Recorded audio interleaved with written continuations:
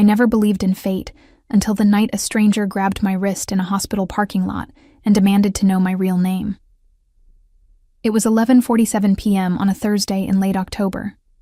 My shift at Mercy General had run 3 hours over, typical for the ER during flu season, and I was exhausted in that bone-deep way that makes your vision blur at the edges. I'd just clocked out, still wearing my scrubs with coffee stains on the sleeve, when I heard footsteps behind me. Fast, purposeful. "Wait." A man's voice cut through the darkness. I spun around, my hand already diving into my purse for the pepper spray I kept clipped to the inside pocket. Years of survival instinct don't just disappear because you've got a nursing degree and an apartment with actual locks on the doors. The man who stood 15 feet away wasn't what I expected.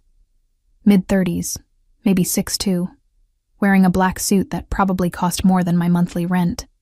His dark hair was slightly disheveled, and even in the dim parking lot lighting, I could see the intensity in his eyes, gray, like storm clouds over the ocean. He held up both hands, palms out, the universal gesture for, "I'm not a threat," but something in his posture suggested he absolutely could be if he wanted to. "I'm not going to hurt you," he said, his voice rough but controlled. "I just need to see your neck."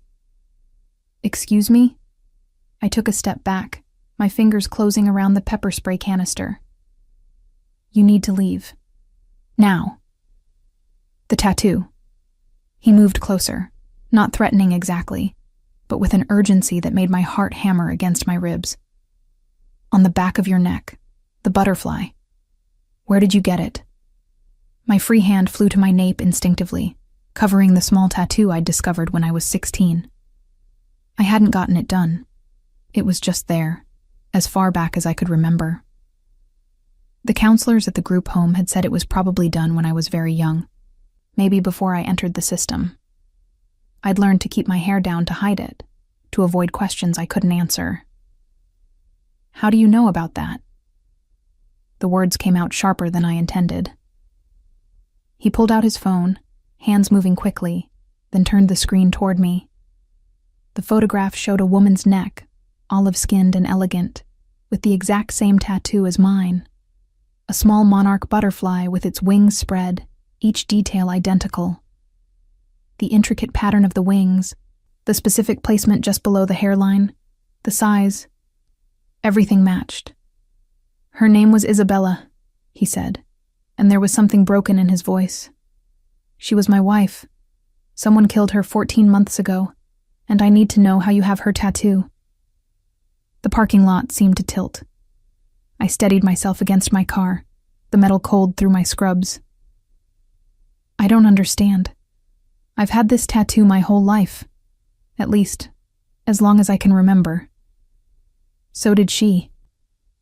He stepped closer, and now I could see the dark circles under his eyes, the faint shadow of stubble on his jaw. This man looked like he hadn't slept properly in over a year. "I need to know your name, your real name, not whatever's on your hospital badge." I glanced down at the ID clipped to my scrubs. Riley Morgan. The name the state gave me when I aged out of foster care at 18, cobbled together from incomplete records and bureaucratic indifference.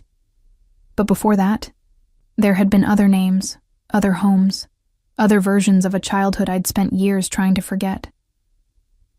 "Riley," I said, though it felt like a lie. "Riley Morgan. But that's not the name I was born with. I don't know what that was." His expression shifted, something sharp and almost desperate crossing his features. "Do you remember anything? An orphanage? A facility?" The word hit me like a physical blow. St. Catherine's Home for Children. I hadn't spoken that name aloud in 8 years. Hadn't let myself think about those walls, those locked rooms, the smell of industrial cleaner that never quite masked the underlying scent of fear and desperation. "Yes," I whispered. "St. Catherine's, in Bridgeport. I was there from age 7 until I was 15. The man closed his eyes briefly, his jaw clenching. When he opened them again, there was a fierce determination there that made me take another step back.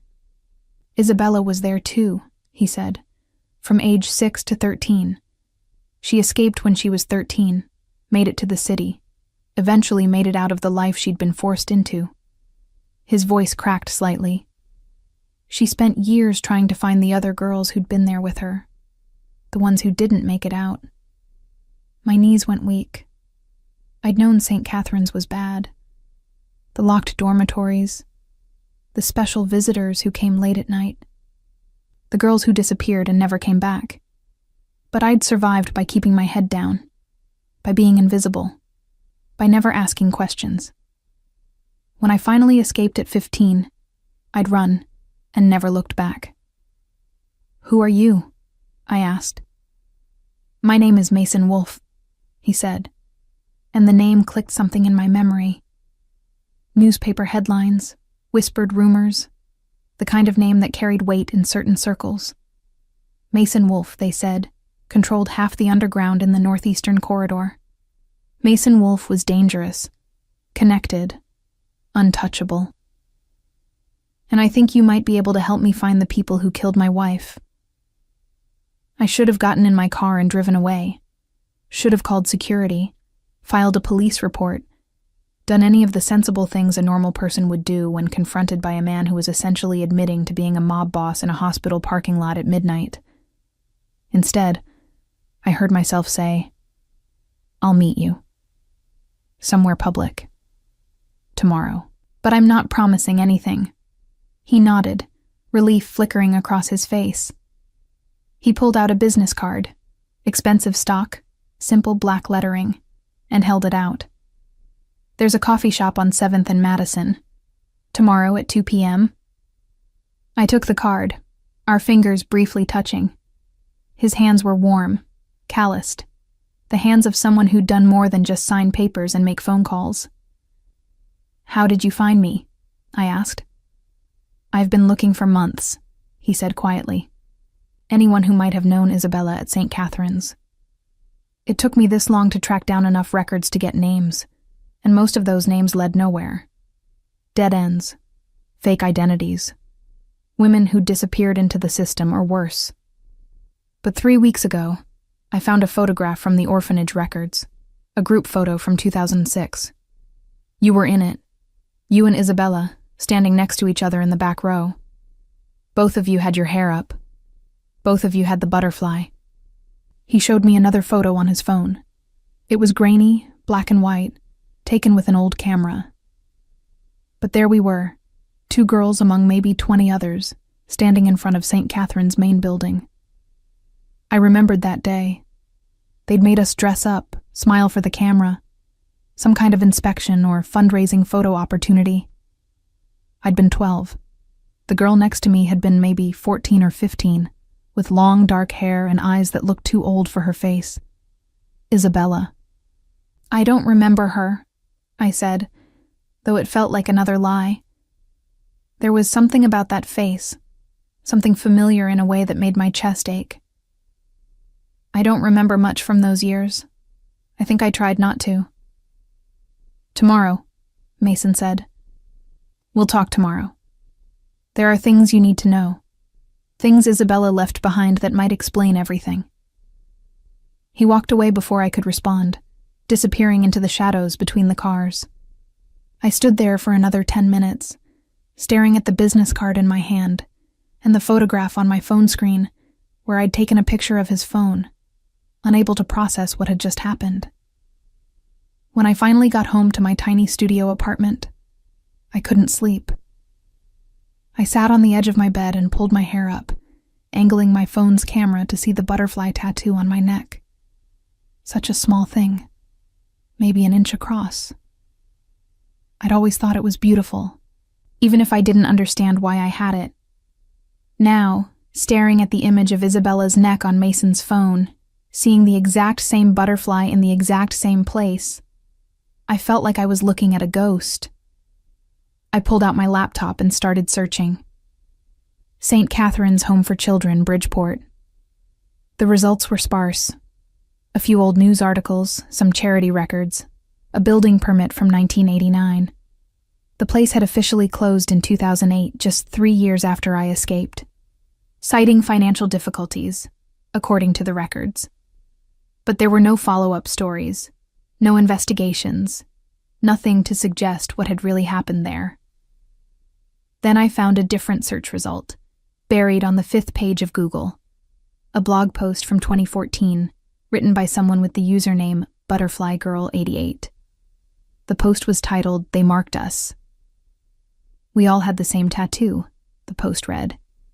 "Every girl who came through St. Catherine's between 1998 and 2008. They put us under, told us it was for vaccines or medical tests. When we woke up, we had the butterfly. I didn't understand what it meant until I was older. We were merchandise. The butterfly was proof of authenticity, proof that we came from the right place, that we'd been vetted, that we were part of the inventory. If you're reading this and you have the butterfly, you're one of us. You survived. But there are people who don't want us to talk about what happened. People with money and power who made sure St. Catherine's closed quietly. People who are still out there. I'm going to find them. I'm going to make sure everyone knows what they did to us." The post ended there. No follow-up. No comments allowed. I searched for any other posts by ButterflyGirl88, but there was nothing.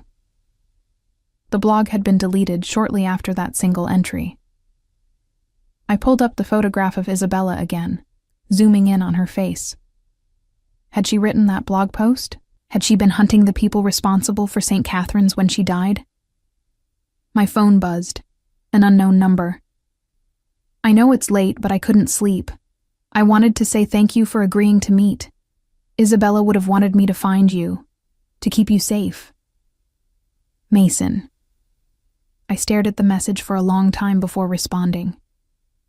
Who killed her? The reply came within seconds. That's what I'm trying to find out. But I know it's connected to St. Catherine's, to what happened there. And I think you might be in danger too. I looked at the butterfly on my neck one more time before turning off the lights. Tomorrow, I'd meet Mason Wolfe. Tomorrow, I'd start asking the questions I'd been too afraid to ask for the last 11 years. Tomorrow, I'd find out the truth about the girl I used to be and the woman who'd died trying to expose it. I arrived at the coffee shop 20 minutes early, my nursing shift bag over one shoulder and a canister of pepper spray in my jacket pocket. Old habits. The place was exactly what I expected. Exposed brick walls, mismatched furniture, the smell of expensive espresso drinks I couldn't normally afford. A safe, public location where nothing bad could happen. Except Mason Wolfe walked in at exactly 2 p.m., and everything about him screamed danger. He wore dark jeans and a charcoal sweater today, more casual than the suit from last night, but somehow that made him more intimidating.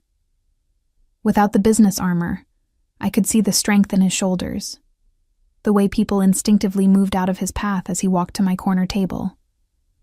He carried a leather messenger bag that looked old and well-used. "Thank you for coming," he said, sliding into the chair across from me. Up close, in daylight, I could see more details. A thin scar along his jawline, the way his hands moved with careful precision, the exhaustion that went deeper than just lack of sleep. This was a man who'd been living with grief for 14 months, and it showed. "I almost didn't," I admitted. "I spent half the night convinced this was some kind of trap." Smart. He flagged down a barista and ordered 2 coffees without asking what I wanted. When my expression flickered, he added, "Black, 2 sugars. That's what Isabella always ordered." I thought maybe, "That's exactly how I take it," I said quietly. Something passed between us then. Recognition, understanding, the beginning of something neither of us was ready to name. The coffees arrived. Mason waited until the barista was gone before opening the messenger bag and pulling out a thick folder. Before she died, Isabella was building a case. Not for the police. She didn't trust them. She knew some of them were involved, but she was documenting everything. Names, dates, financial transactions. She was going to expose everyone connected to St. Catherine's. He spread papers across the table. I saw photocopies of old ledgers, bank statements, photographs of men in expensive suits at charity galas, and then I saw the list. Butterfly Project, I read aloud. Subject roster, 1998-2008. There were 43 names on that list. Most had been crossed out in red ink, deceased according to the notations beside them. Some had question marks. 5 had been highlighted in yellow. My breath caught when I saw one of those yellow highlighted names. Riley Fairchild, Mason said, pointing to the entry. Born April 15, 1999. Entered St. Catharines September 2006. Last known location, Mercy General Hospital. Status, alive. Fairchild, I whispered. The name hit me like a punch to the gut. Memories flooded back, a woman with blonde hair and tired eyes, calling me Riley baby before she disappeared.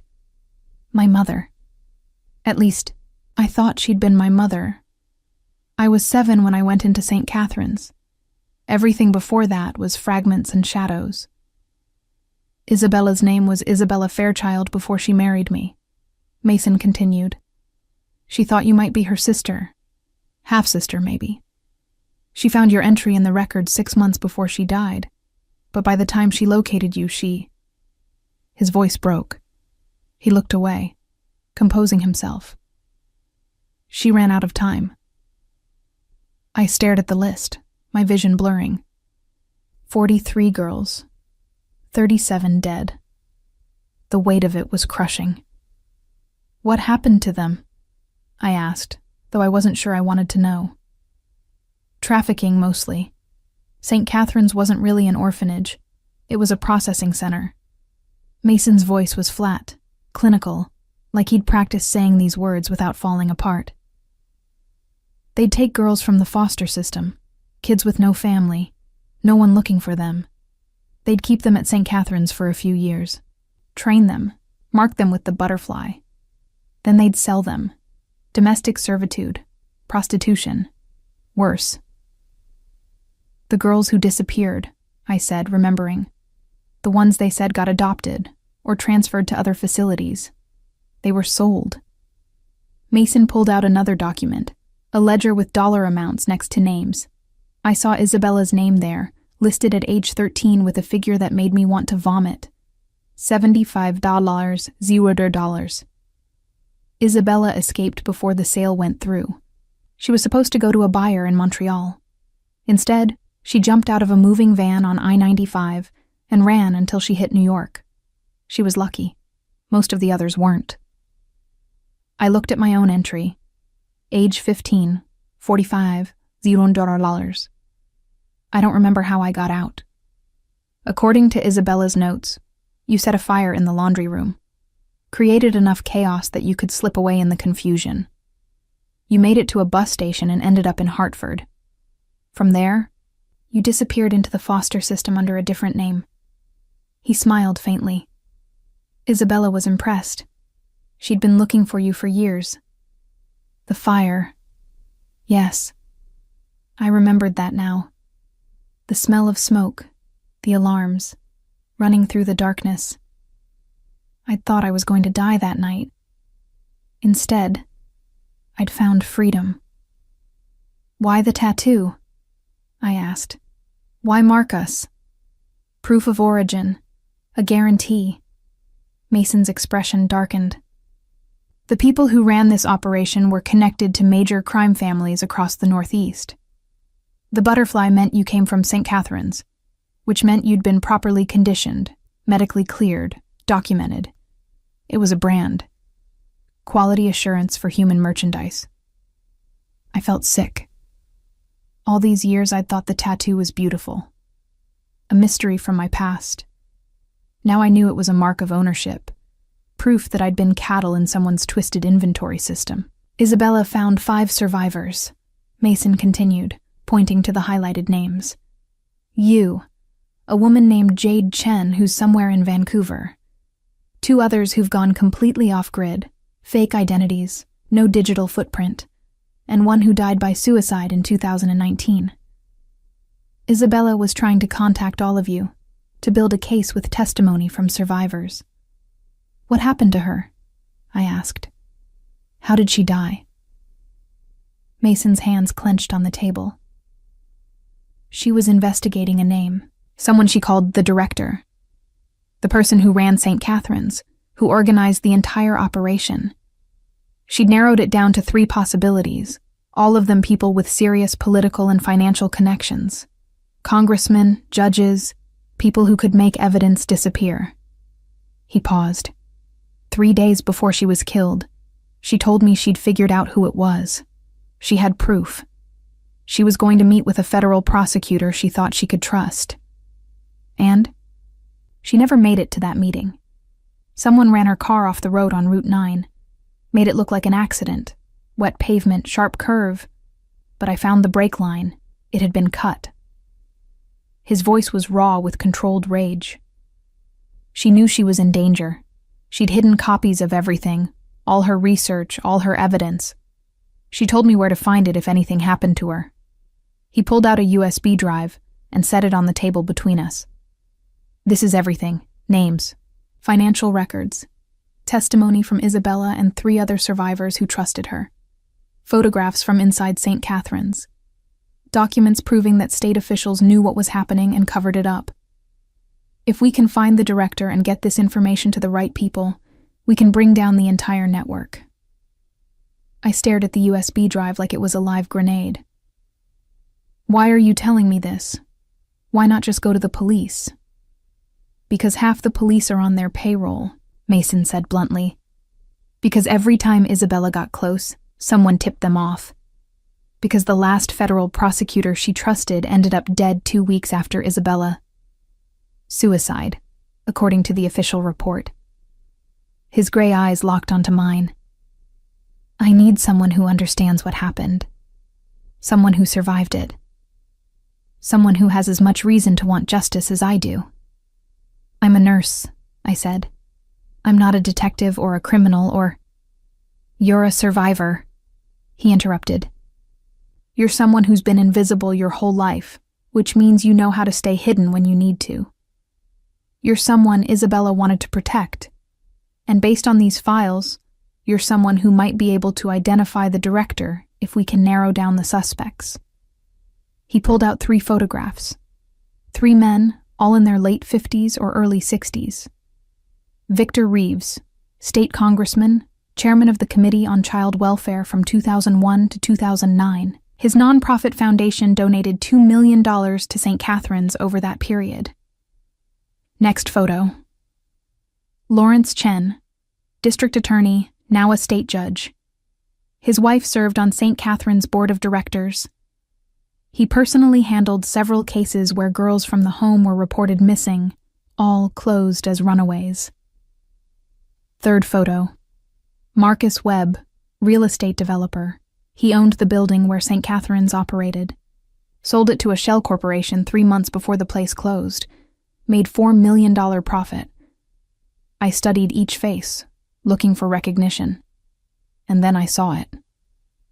Him, I said, pointing to Victor Reeves. I remember him. He visited the home sometimes. They called him Uncle Victor.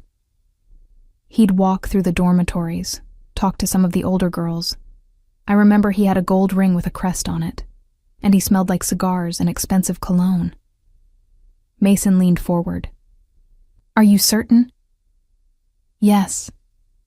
The memory was crystallizing now, sharp and painful. He picked Isabella once. I remember because she came back to the dormitory crying. She wouldn't tell anyone what happened, but the next day, she started planning her escape. Mason's expression went cold, dangerous. Victor Reeves, current congressman for the 12th District, on the Judiciary Committee, untouchable. Not if we have proof, I said. No, Mason agreed. Not if we have proof. But getting that proof means finishing what Isabella started. It means finding the other survivors. It means getting testimony that will hold up, documentation that can't be dismissed. It means putting yourself in danger. I should have walked away. Should have taken my coffee and my normal life and left this whole nightmare behind. But I kept seeing Isabella's face in that photograph, kept thinking about the 37 dead girls on that list. "What do you need me to do?" I asked. Mason exhaled slowly, something like relief crossing his features. "First, we need to find Jade Chen. She's the only other survivor besides you who might be able to identify Reeves. Isabella was trying to contact her when she died. Last known location is Vancouver, but that was over a year ago. And then we build a case that even Reeves can't make disappear. We find witnesses who will go on record. We trace the money. We prove the connection between his foundation and the trafficking operation. And we make sure everyone knows what happened at St. Catherine's." He met my eyes. "I won't lie to you, Riley. This is going to be dangerous. The people we're going after have billions of dollars and decades of power. They've killed to protect their secrets before." "They killed Isabella," I said. "Yes." I picked up the USB drive, closing my fingers around it. "Then let's make sure she didn't die for nothing." The apartment Mason brought me to wasn't what I expected. I'd imagined something out of a movie. Penthouse suite, floor-to-ceiling windows, obvious wealth. Instead, it was a modest 2-bedroom in a middle-class neighborhood, the kind of place where no one asked questions and everyone minded their own business. "Isabella chose it," Mason explained as he unlocked the door. "After we got married, she insisted we keep this place even though we had the house in Westchester. She said we needed somewhere off the grid, somewhere no one would think to look." The interior was sparse but comfortable. Clean lines, minimal furniture, nothing personal except for one photograph on the bookshelf. Isabella and Mason on their wedding day, both of them smiling like they'd found something precious and fragile in each other. "She was beautiful," I said quietly. "She was everything." Mason's voice was rough.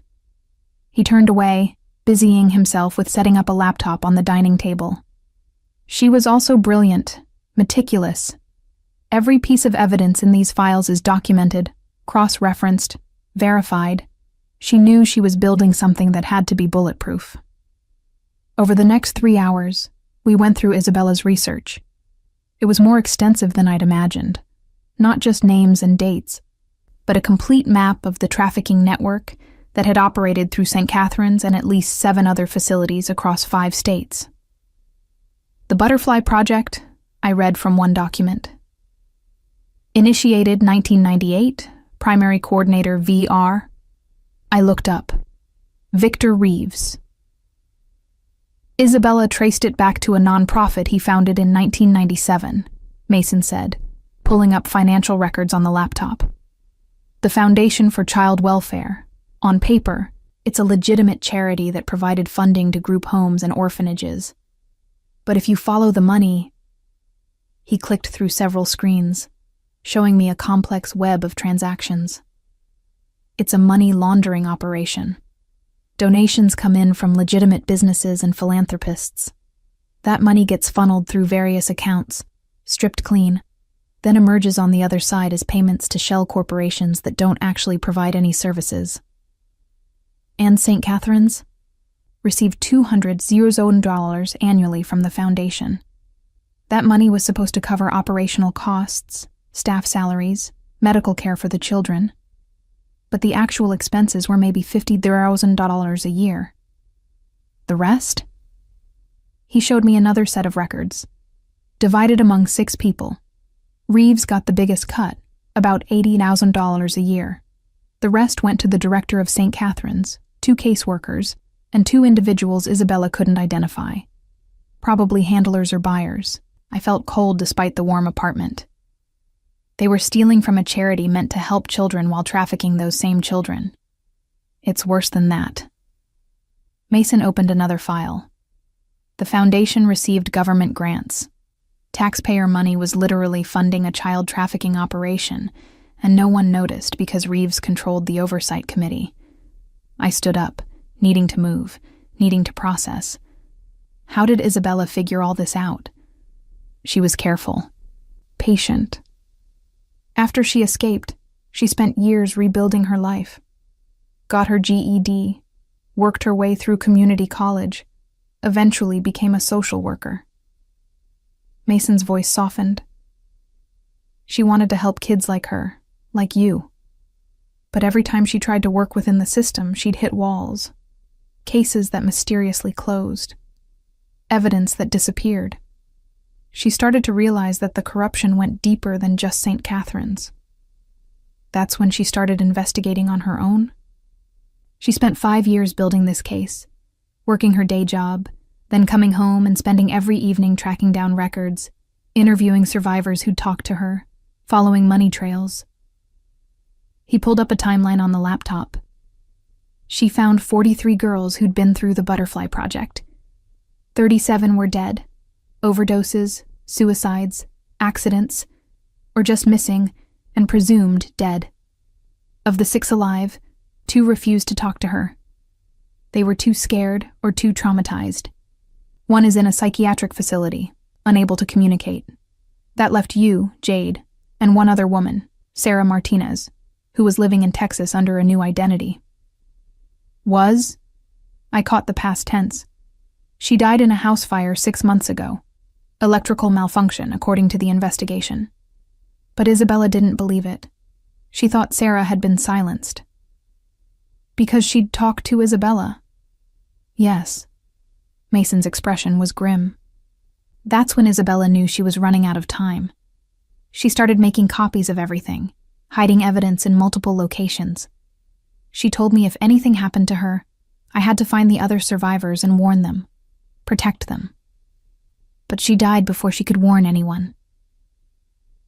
I've been trying for 14 months, he said, but I'm not a detective. I'm not trained for this. I've been stumbling around, following Isabella's notes, trying to understand what she understood. You're the first person I've been able to actually locate and talk to. I sat back down, looking at the photograph of Isabella again. We'd been in St. Catherine's at the same time. We had the same tattoo. We might have been sisters. And she'd died trying to save people like me. Tell me about Jade Chen, I said. If she's still alive, she's in danger too. Mason pulled up a file. Jade was at St. Catherine's from 2002 to 2006. She was sold when she was 14 to a man in Toronto. Managed to escape 2 years later. Isabella tracked her to Vancouver in 2022. She was working under the table, staying off-grid. Isabella made contact, tried to convince her to come forward, but Jade refused. Too scared. Can you blame her? No. He rubbed his face tiredly.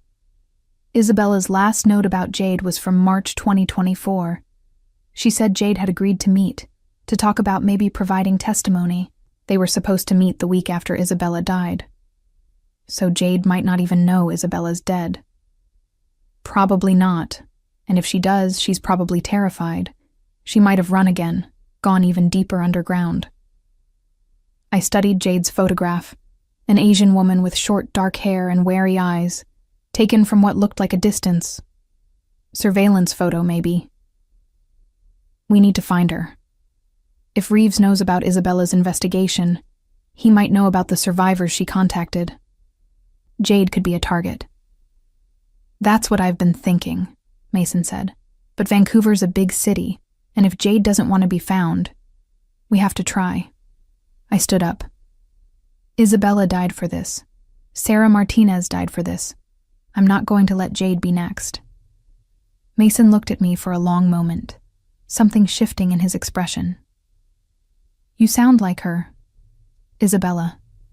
She had that same determination. Maybe it runs in the family, I said quietly. Over the next 2 days, Mason and I worked around the clock. I called in sick to the hospital, the first time I'd missed a shift in 2 years, and immersed myself in Isabella's files. Mason used his connections to track down current information on Jade. It turned out that having mob connections, even if you were trying to go legitimate, meant you had access to information networks most people didn't. Found her, Mason said on the 3rd morning. or at least I found someone who matches her description. Working at a restaurant in Vancouver's Chinatown district. Goes by Jenny Wang now. You're sure it's her? He showed me security footage from the restaurant, taken from a street camera. The woman walking into the building matched Jade's build and general appearance. As sure as I can be without direct confirmation. Then we need to go to Vancouver. That's a 12-hour drive or a 5-hour flight. Either way, we're talking about crossing into Canada, which means what? I asked, reading his hesitation. I have a record, Riley. Minor stuff, charges that didn't stick, but enough that border crossing can be complicated for me. I can do it, but it raises flags. Takes time. Then we drive. Take back roads if we have to. I was surprised by my own certainty. If Jade's in danger, we don't have time to waste. Mason studied me, and I saw something like respect in his eyes. You're sure about this? Once we leave, once we start actively pursuing this, there's no going back. Reeves has resources, if he finds out what we're doing. He killed Isabella, I interrupted. He destroyed lives. He's probably still doing it, just with more care now. I won't let him get away with it. Okay then. Mason closed the laptop. We leave tonight. Pack light. Bring whatever you need, but assume we might not be coming back here for a while. I went back to my apartment to pack. As I stuffed clothes and toiletries into a duffel bag, I caught sight of myself in the bathroom mirror. The butterfly tattoo was visible where my hair had fallen forward. I pulled it aside, really looking at it for the first time in years. 43 girls marked with this symbol. 37 dead. Isabella had been trying to give meaning to that mark, to transform it from a brand of ownership into a symbol of survival and resistance. Now it was my turn to finish what she'd started. My phone buzzed. A text from an unknown number. Stop asking questions. Stop digging. Walk away now and you'll live. Keep going and you'll end up like Isabella Wolf. I stared at the message, my heart pounding. They knew. Somehow they already knew what we were doing. I forwarded the message to Mason, then typed back to the unknown number. I'm not walking away. See you soon. Then I turned off my phone, grabbed my bag, and headed for the door. If they were watching, if they were threatening, that meant we were getting close. That meant Isabella had been right, and the evidence she'd gathered was dangerous enough to kill for. I met Mason at the apartment an hour later. His expression was grim when he saw me. You got a message too? I asked. He nodded, showing me his phone.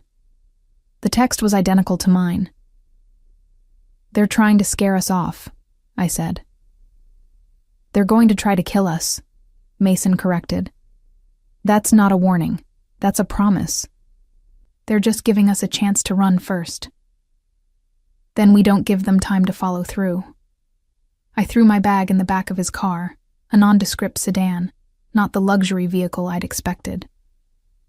We find Jade. We get her testimony. We put together something so airtight that even Reeves can't make it disappear. And we do it fast, before they have a chance to clean up their tracks. Mason started the car. As we pulled onto the highway heading north, I turned to look back at the city lights fading behind us. Somewhere back there, Victor Reeves was sitting in his comfortable office, or his expensive home, confident that his secrets were still safe. He was wrong. Isabella had left us a roadmap. Now we just had to follow it all the way to the end, no matter where it led or what it cost. Tell me something, I said as we merged onto I-95. When you found out what happened to Isabella, when you realized she was killed because of this investigation, why didn't you just go after Reeves yourself? Why not use your connections, your resources to make him disappear? Mason was quiet for a long moment. Because that's not what she would have wanted. Isabella believed in justice, in exposing the truth so that people could be held accountable publicly. She wanted the world to know what happened. She wanted those 37 dead girls to be remembered, not just avenged. He glanced at me. I wanted to kill him. I still want to kill him.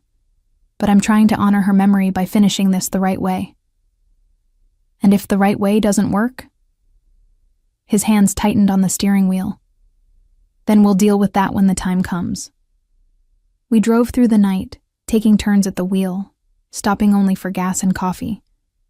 By the time we crossed into Canada through a small border checkpoint in Maine, dawn was breaking over the eastern horizon. Vancouver was still 8 hours away. 8 hours to plan. 8 hours to prepare. 8 hours before we walked into whatever trap might be waiting for us. We arrived in Vancouver on a gray afternoon, the city wrapped in mist that rolled in from the Pacific. Mason had booked us a hotel room in Chinatown, one room with 2 beds, both because it was safer to stay together and because we were running low on the cash he'd brought. Credit cards left trails, and we couldn't risk anyone tracking our movements. The restaurant where Jade worked was called Lucky Dragon, wedged between a dim sum shop and a convenience store with signs in Mandarin and Cantonese.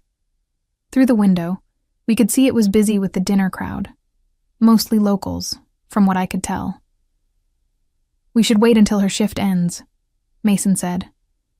"Approaching her in public might spook her. We don't know when her shift ends. Could be hours." Then we wait hours. He settled into the driver's seat. "If she runs because we rushed this, we might never find her again." He was right, but waiting felt impossible when every instinct screamed that we were running out of time. The threatening texts had stopped, which somehow felt worse than receiving them. Silence meant planning. It meant whoever wanted us gone was being strategic about it. I watched the restaurant window, trying to catch glimpses of the servers. Most were older women, moving efficiently between tables. Then I saw her, younger than the others, maybe early 30s, with short black hair and quick movements. She was taking orders at a corner table, her posture tense, like someone ready to bolt at the first sign of danger. "That's her," I said. Mason followed my gaze. "You're sure? Look at her neck. When she turns. There." For just a second, as Jade reached across the table to collect menus, I saw it. The butterfly. Smaller than mine and Isabella's, partially hidden by her collar, but unmistakably the same design. "Okay," Mason said quietly. "We wait for her shift to end. Then we approach her carefully. Let her know who we are, why we're here. Give her a chance to hear us out." We waited 3 hours. The dinner crowd thinned, then disappeared entirely. At 9:47 p.m., Jade emerged from the restaurant's back entrance, now wearing jeans and a jacket, a backpack slung over one shoulder. She moved quickly, head down, hands in her pockets. "Now," Mason said.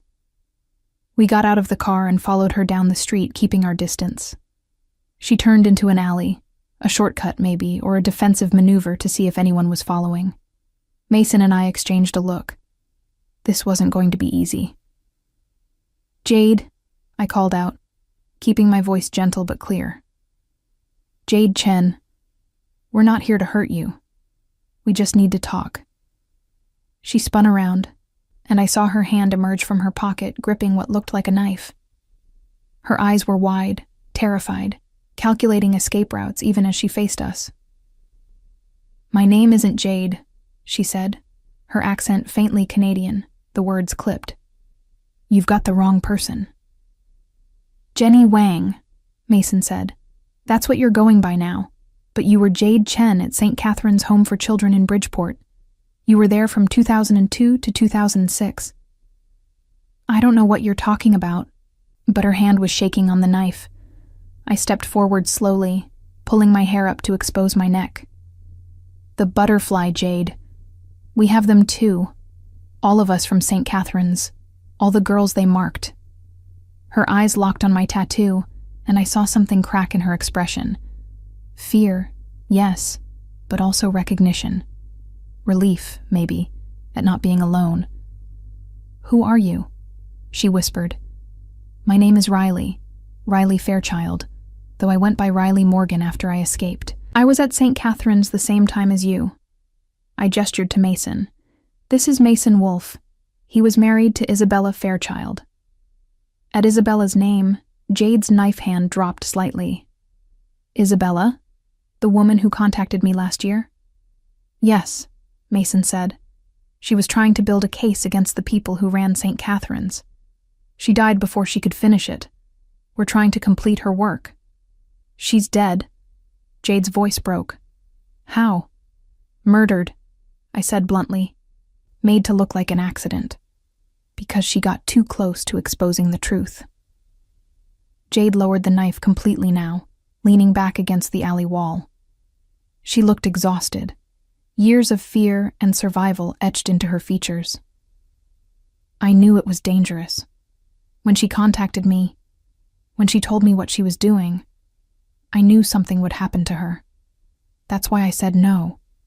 That's why I stayed hidden. We're not asking you to go public, Mason said. Not yet.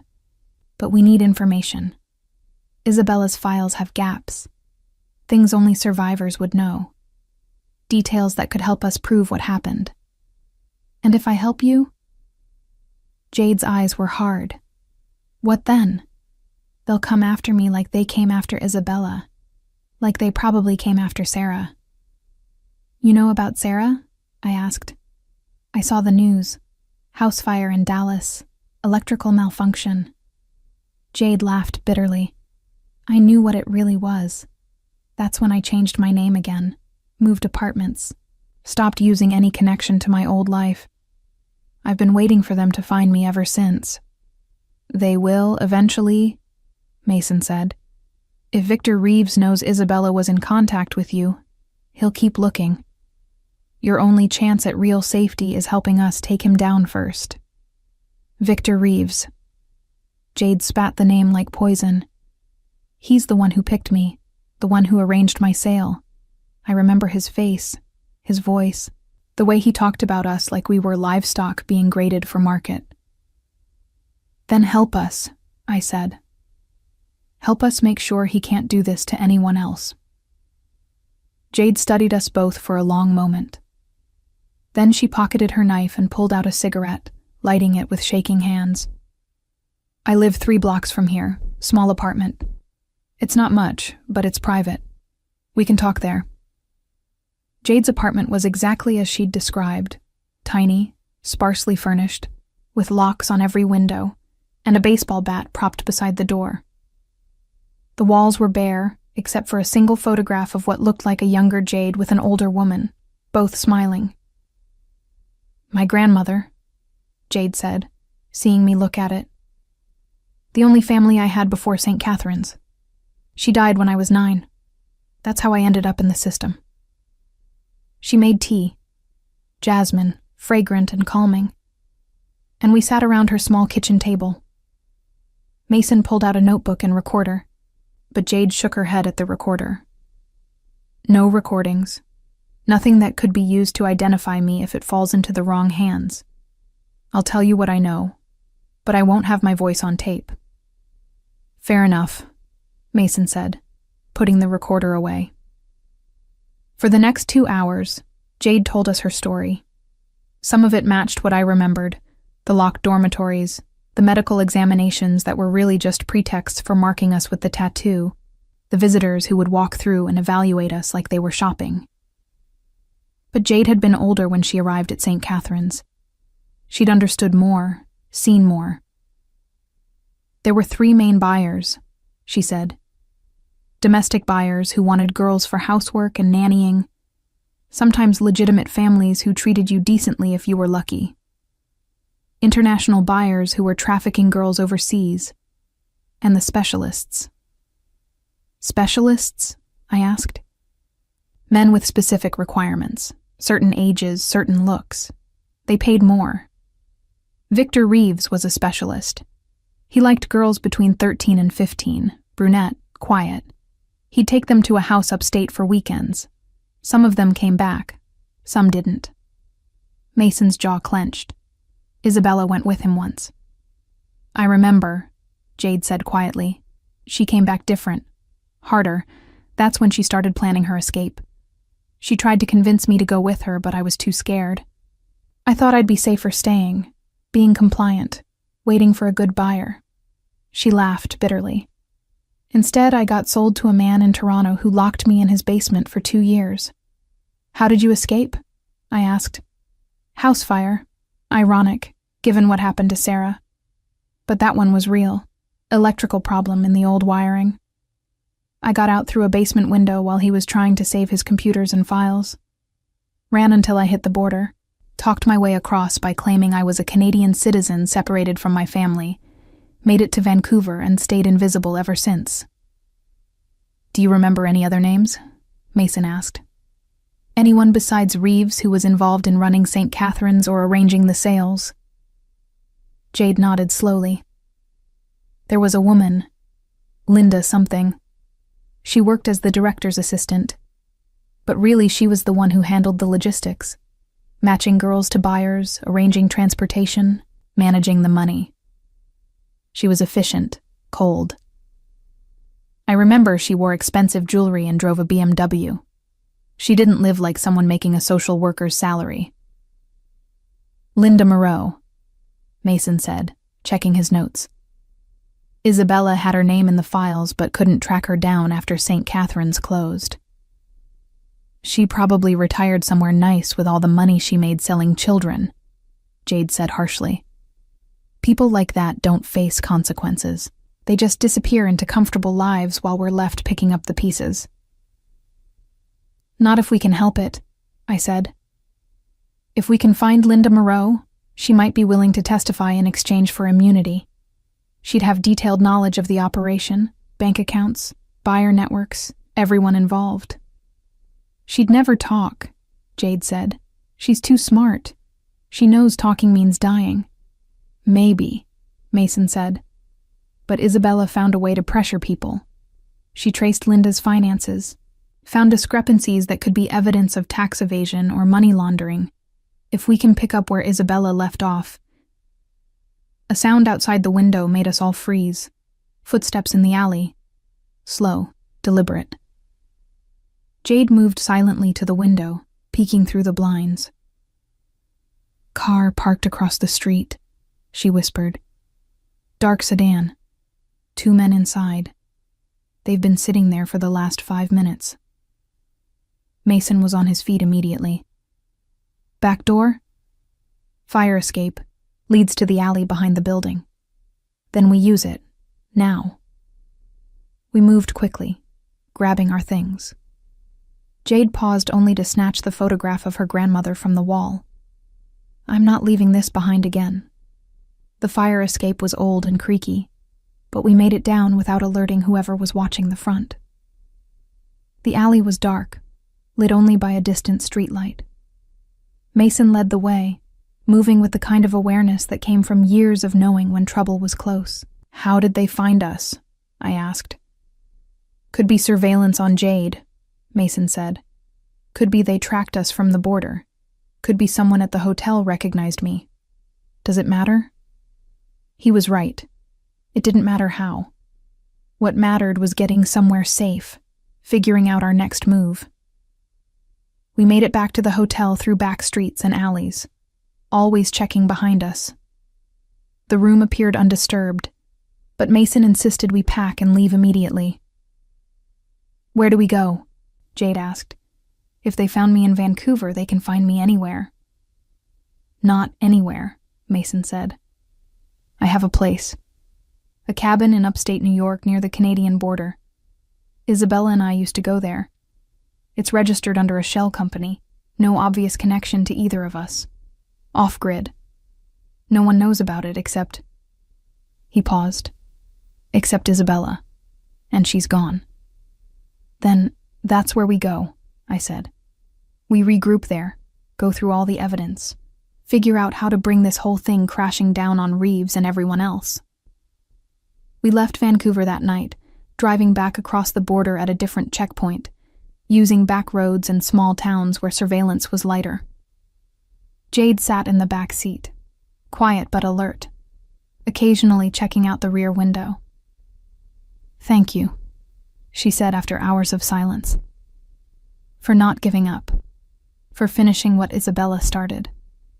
I spent so long just trying to survive that I forgot about fighting back. We all did, I said. But Isabella reminded us. And now we're going to make sure her death meant something. The cabin appeared just before dawn, a small structure surrounded by pine trees, isolated and perfect. We'd made it. For now, we were safe. But the real work was just beginning. The cabin was cold when we arrived, frost clinging to the windows and wood floors that creaked with every step. Mason got a fire going while Jade and I unloaded supplies from the car. We'd stopped at a small grocery store an hour south, paying cash, trying not to look like exactly what we were. 3 people running from something dark and dangerous. Isabella loved this place, Mason said, feeding logs into the stone fireplace. She said it reminded her that there were still spaces in the world where the past couldn't find you. Except it did find her, Jade said quietly. Yeah, Mason's voice was rough. It did. We spent the first day settling in and recovering from the drive. The cabin had 2 bedrooms. Mason took one, and Jade and I shared the other. That night, lying in the darkness listening to Jade's breathing steady into sleep, I found myself thinking about Isabella, the woman I'd maybe been sisters with, who died trying to save people like us. I touched the butterfly on my neck, feeling the slight raised texture of the old tattoo. The next morning, we started working in earnest. Mason spread Isabella's files across the dining table. Physical copies, because he didn't trust digital storage anymore. Bank records, photographs, testimony notes, financial statements. Years of meticulous investigation laid out in paper and ink. We need to organize this into something presentable, Mason said. Something that tells a clear story from beginning to end. Right now, it's comprehensive, but scattered. Start with the money, I suggested. Follow the financial trail from Victor Reeves' foundation through St. Catherine's to the buyers. Money is concrete, harder to dispute than testimony. Jade picked up a ledger. I recognize some of these amounts. $45 $, $75 $. Those were the prices. I saw Linda Moreau reviewing these exact numbers when she was matching us with buyers. Can you identify which girls were sold for which amounts? Mason asked. Some of them, yes. I paid attention. I thought maybe if I understood how the system worked, I could find a way to escape it. We worked through the day, creating a timeline. The Butterfly Project had started in 1998 with 6 girls. By 2008, when St. Catherine's closed, 43 girls had been processed through the system. Isabella had documented the fate of 37 of them, dead, most within 5 years of leaving St. Catherine's. Overdoses, accidents, suicides, missing persons cases that were never solved. They were disposing of evidence, Jade said, her voice flat. Anyone who might talk, who might expose the operation. They made sure we didn't survive long enough to become a problem. But 6 of you did survive, Mason said. You, Riley, Isabella, Sarah, and 2 others who went completely off-grid. Isabella couldn't find the last 2. She only had partial names, Emma and Sophia. No last names, no locations. I remember Emma, Jade said suddenly. Emma Reeves. The room went silent. Reeves? I repeated. His daughter, Jade said. Or at least that's what Linda Moreau told us. She came to St. Catherine's when she was 16, stayed for 6 months. We thought it was strange. Why would a congressman's daughter be in a place like that? But Linda said Emma had gotten in trouble, and her father wanted her somewhere controlled, somewhere she could be watched. Mason was already pulling up information on his laptop. Victor Reeves has 1 daughter, Emma Reeves, age 31, lives in Boston, works as a graphic designer. No criminal record, no obvious connection to St. Catherine's. She wasn't like us, Jade continued. She didn't have the butterfly tattoo. She wasn't being sold. But she saw things. She knew what was happening there. I remember she tried to help some of the girls, sneak them food, pass messages. Her father found out and pulled her out early. So she's a potential witness, I said. Someone who can testify about what her father was doing. If she's willing to betray her own father, Mason said, that's asking a lot. She might not have a choice, Jade said. If she has a conscience at all, she's been living with what she knew for 15 years. Sometimes people break under that kind of weight. Over the next 3 days, we built our case. Mason used his connections, the legitimate ones, lawyers and investigators who owed him favors, to start pulling together legal frameworks, how to present evidence of child trafficking, how to build a RICO case that could implicate everyone involved, how to ensure our testimony would be protected. I focused on the human story, organizing the testimonies of survivors Isabella had collected. Each one was heartbreaking. Each one was proof. Jade worked on identifying buyers and handlers, creating a network map that showed how St. Catherine's connected to a broader trafficking operation across the northeastern United States and into Canada. On the 4th day, Mason made a decision. We need to contact Emma Reeves, he said. If she's willing to cooperate, her testimony could be the breakthrough we need. A congressman's daughter confirming her father's involvement in child trafficking. That's something the media can't ignore. Something prosecutors can't dismiss. And if she warns her father? Jade asked. Then we'll know where she stands and we'll find another way. I volunteered to make contact. A woman reaching out might seem less threatening than Mason. We found Emma's business email through her design portfolio website. I spent hours drafting the message, trying to find the right balance between honesty and caution. Ms. Reeves, my name is Riley Fairchild. I don't expect you to remember me, but we were both at St. Catherine's Home for Children in 2006. I was 12. You were 16. I'm writing because I'm trying to understand what happened there.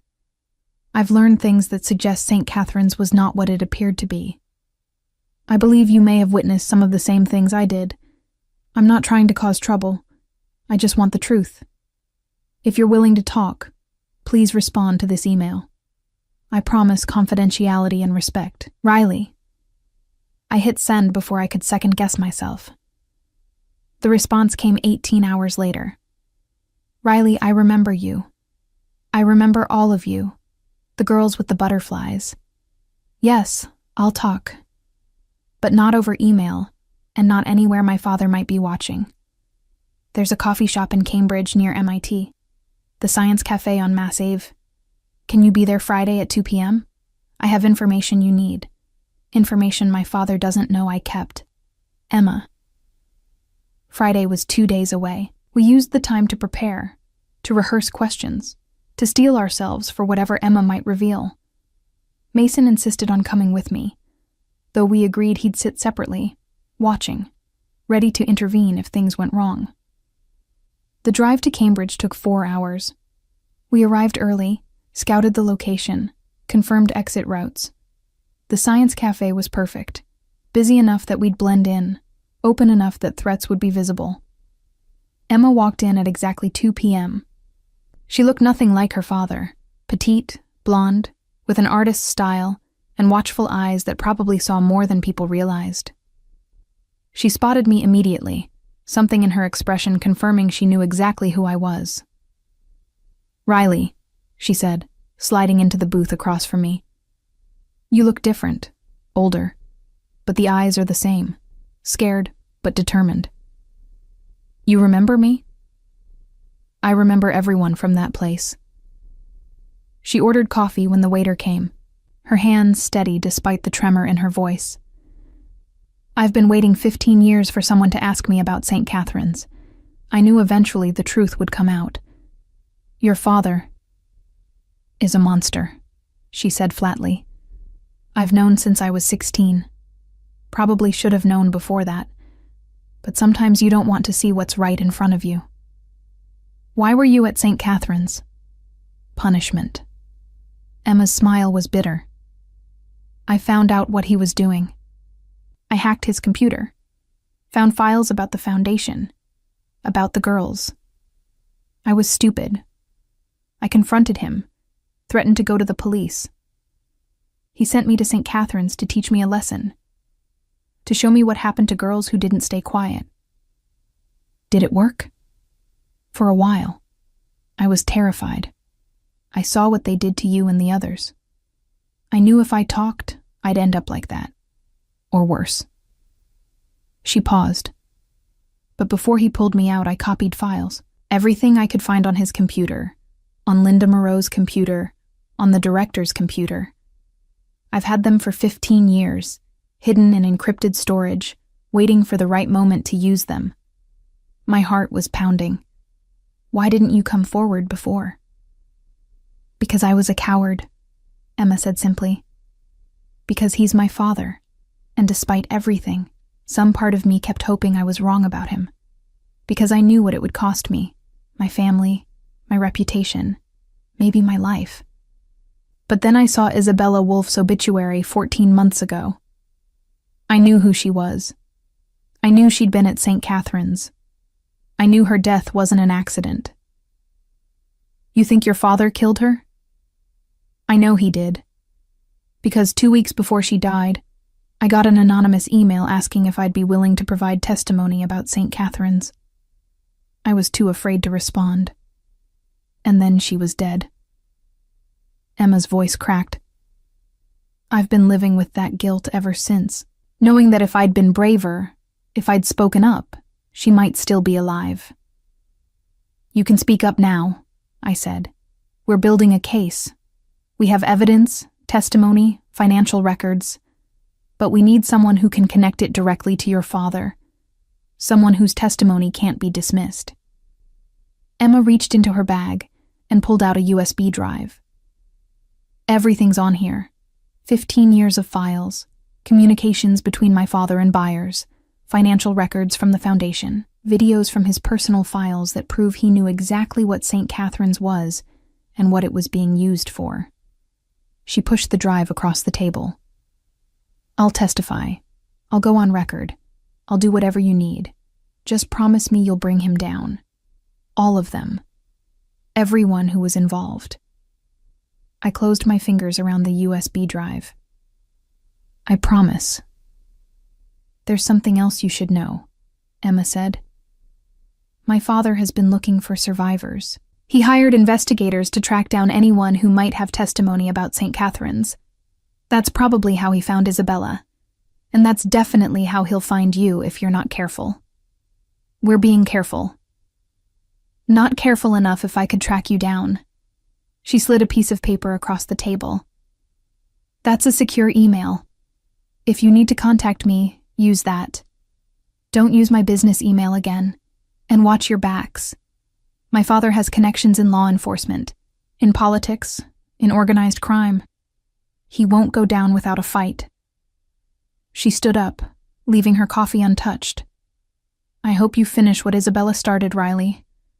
Those girls deserve justice. We all do. Then she was gone, disappearing into the Cambridge afternoon. I sat there for another 5 minutes, the USB drive burning in my pocket, before Mason appeared beside me. You got it? He asked. Everything, I said. Emma Reeves just handed us everything we need to destroy her father. We drove back to the cabin in charged silence, the USB drive sitting between us like a promise and a threat.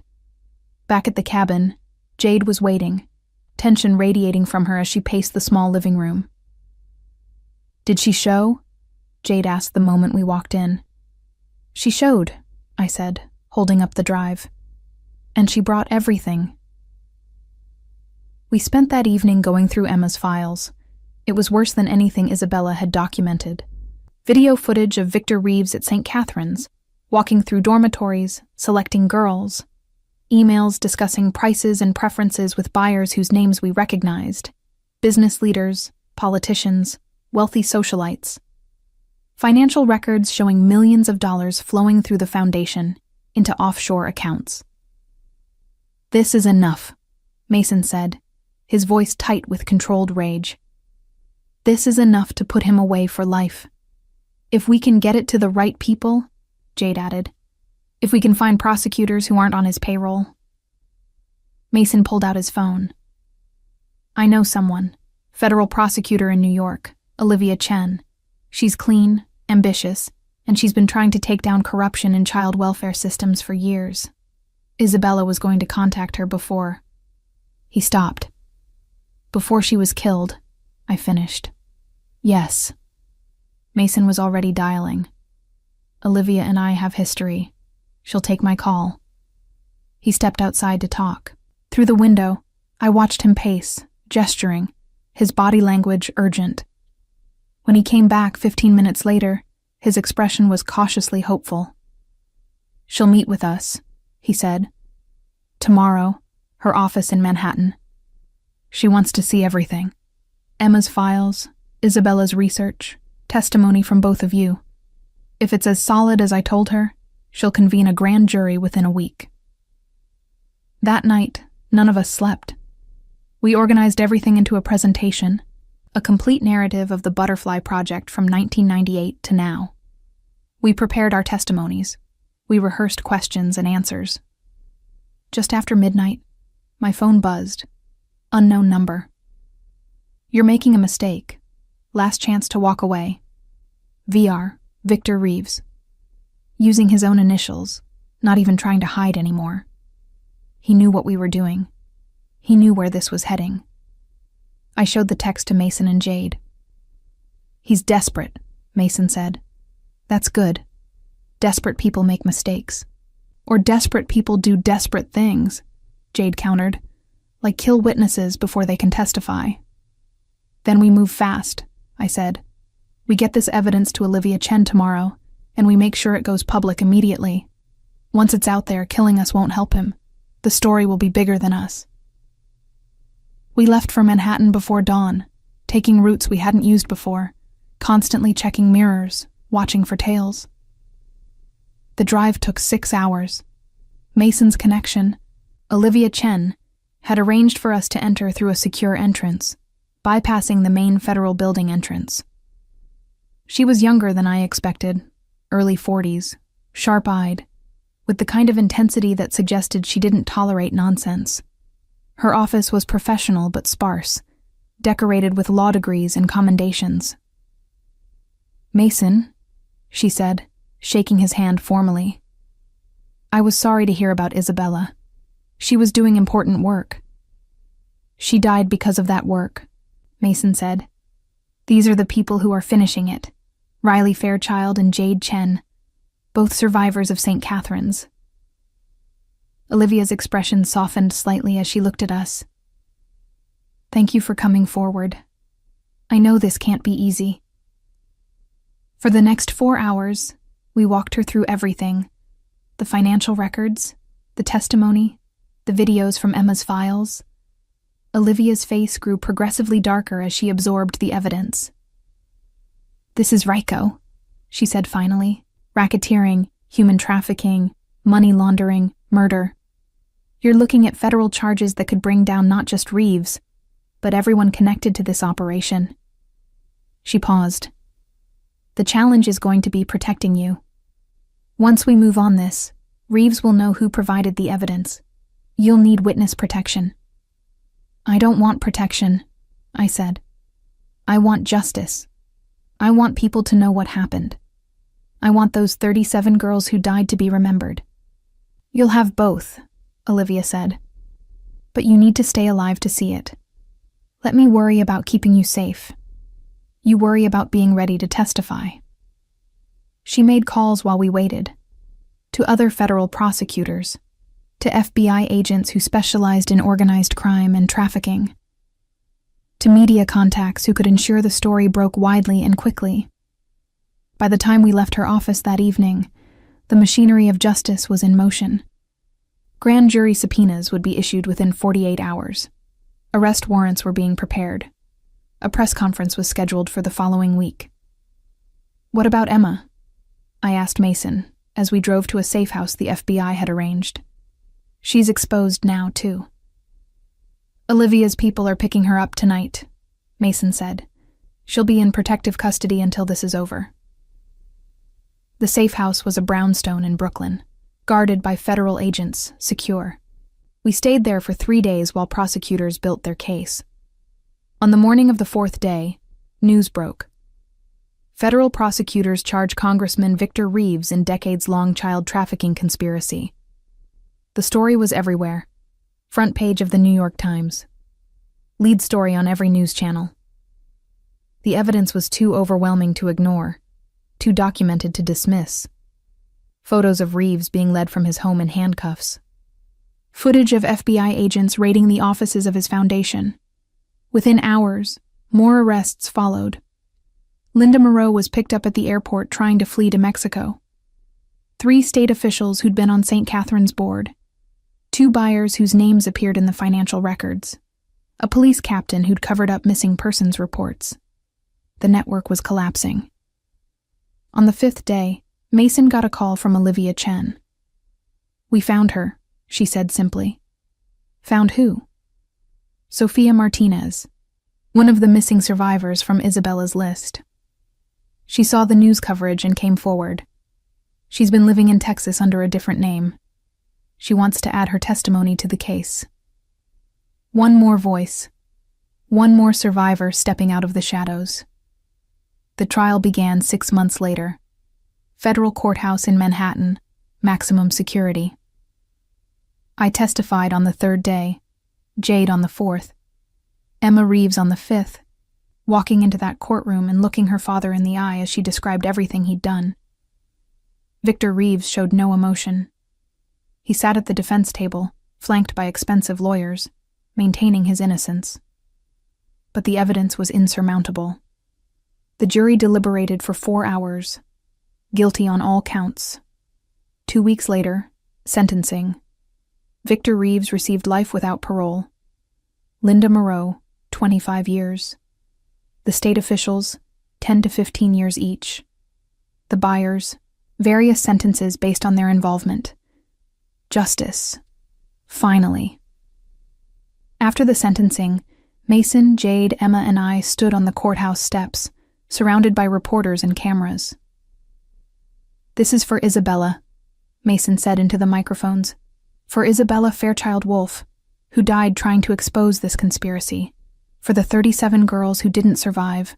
For every child who was trafficked through St. Catherine's and the other facilities. This is their justice." That night, we gathered at the cabin one last time. Mason brought champagne, though none of us felt much like celebrating. We were too exhausted, too hollowed out by months of testimony and trauma. "What now?" Jade asked.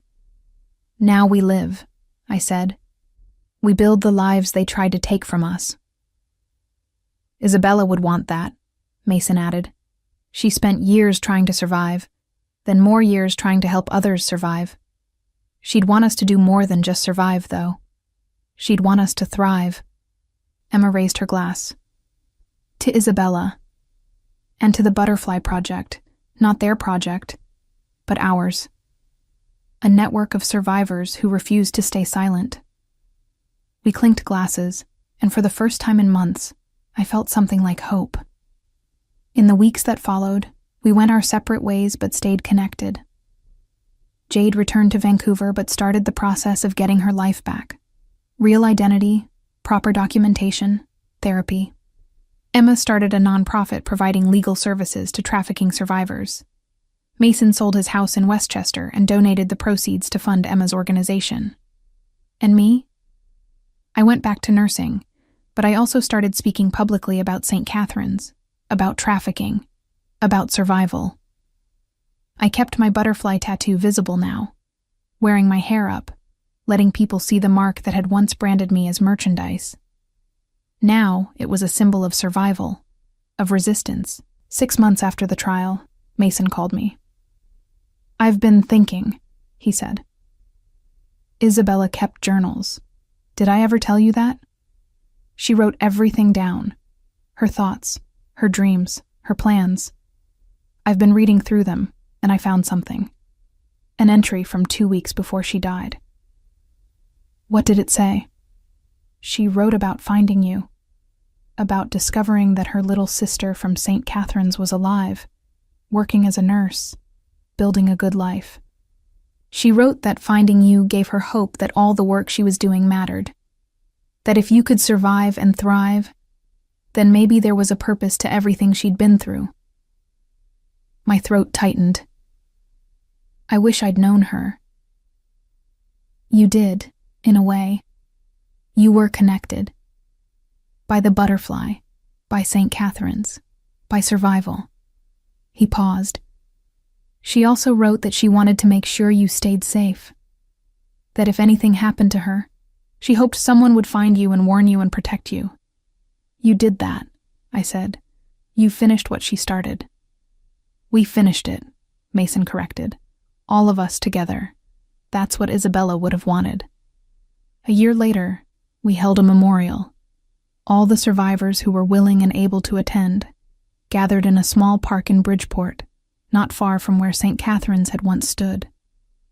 The building had been demolished, replaced by affordable housing, a better use of cursed ground.